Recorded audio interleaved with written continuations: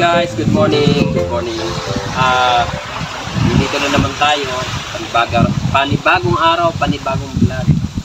Alam nyo ba na yung mga sinasabi natin dati na magkakaroon ng isang resort dito sa lugar namin at soon mangyayari. Alam nyo guys, nangyari kasi yung may-ari nung pinakagagawing resort ay inaprubahan na yung plano. So, siguro may mga isang linggo na naghahanda yung nakakuha ng kontrata para gawin. Kaya lang siyempre maraming babaguhin yun, maraming paghahandaan, maraming consider yung paggawa. Sa paggawa, siyempre unahin, gagawin yung pasilidad ng resort. Lahat yun. Kaya gagawin natin ngayon kasi wala silang alam siguro nila uulan. Titingnan natin yung developments doon. Kasi ang alam ko may naghahakot na ng mga bato yung mga gagawin. Kasi maglalagay yan dyan ng swimming pool, mga takya ng tubig, mga pasilidad para doon sa gagawing resort. At the same time gagawa yan ng parang hotel, mga bahay, magiging guest ng resort. So kaya ngayon, ang gagawin natin, pupuntahan natin yung area para makita natin kung ano nang ginagawa. Kaya tara guys, puntahan natin.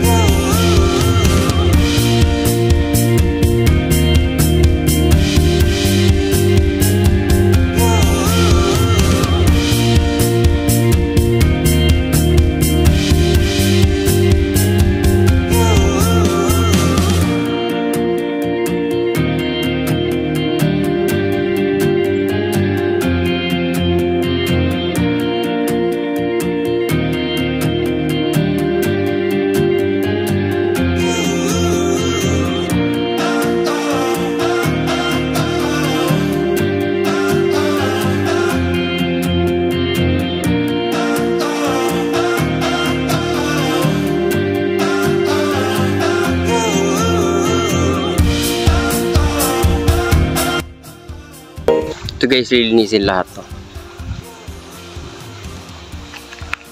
pag ginawa na tong resort. Lahat yan linis, pero yung mga kahoy hindi puputulin kasi yan ang magsisilbing silungan ng mga guest.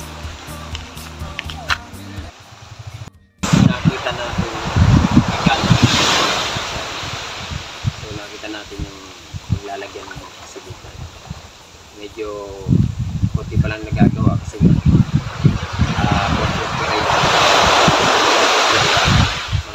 naayos. So, kaya ganun yung nakita natin, mga nag-aakot pala ng bato, may mga bato pala nila dito.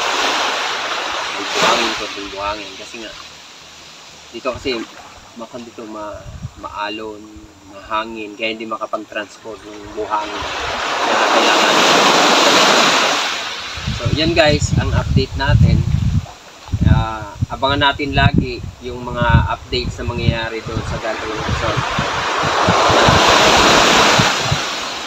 Yun naman ang hinahangad natin na mangyayari at makita kung gaano kaganda o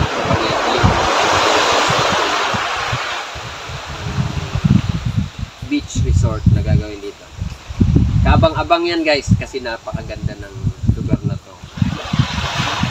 Malinis ang hangin, malinis na tubig, wala kang problemahin. Kaya saka yung mga tao dito friendly talaga, wala kang problema. Once na guest ka dito, alaga, yun ang may assume nung may-ari ng resort na gagawin dito. At saka yung mga magiging tauhan niya sigurado dadaan sa maduming orientation. Kaya guys, abangan natin yung magiging mga developments ng beach resort na gagawin dito. Thank you very much. Good morning. Nagpapasalamat pala ako sa aking mga subscriber at mga followers sa YouTube at sa account natin. Maraming salamat sa inyo. Mabuhay po kayo. Thank you for watching. Wait for more content. This is Alan Bernardino. See you next time, guys. Bye.